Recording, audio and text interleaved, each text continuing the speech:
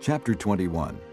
Then Jehoshaphat rested with his fathers and was buried with them in the city of David. And Jehoram his son succeeded him as king. Jehoram's brothers, the sons of Jehoshaphat, were Azariah, Jehiel, Zechariah, Azariahu, Michael, and Shephatiah. All these were sons of Jehoshaphat, king of Israel. Their father had given them many gifts of silver and gold and articles of value, as well as fortified cities in Judah, but he had given the kingdom to Jehoram because he was his firstborn son. When Jehoram established himself firmly over his father's kingdom, he put all his brothers to the sword along with some of the princes of Israel. Jehoram was 32 years old when he became king, and he reigned in Jerusalem 8 years. He walked in the ways of the kings of Israel, as the house of Ahab had done, for he married a daughter of Ahab. He did evil in the eyes of the Lord. Nevertheless, because of the covenant the Lord had made with David, the Lord was not willing to destroy the house of David. He had promised to maintain a lamp for him and his descendants forever. In the time of Jehoram, Edom rebelled against Judah and set up its own king. So Jehoram went there with his officers and all his chariots. The Edomites surrounded him and his chariot commanders, but he rose up and broke through by night. To this day, Edom has been in rebellion against Judah. Libnah revolted at the same time, because Jehoram had forsaken the Lord, the God of his fathers.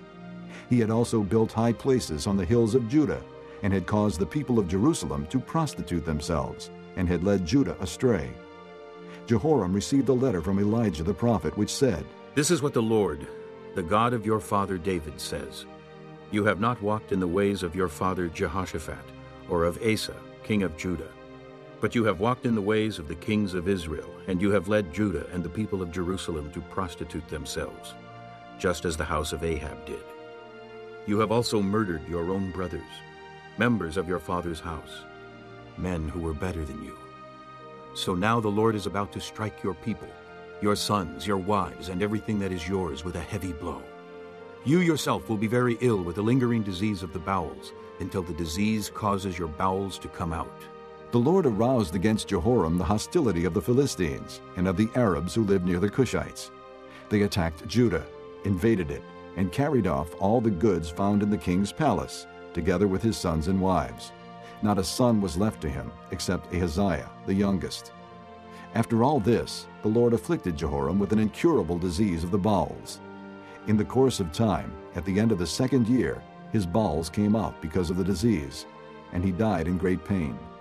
His people made no fire in his honor, as they had for his fathers. Jehoram was 32 years old when he became king, and he reigned in Jerusalem 8 years.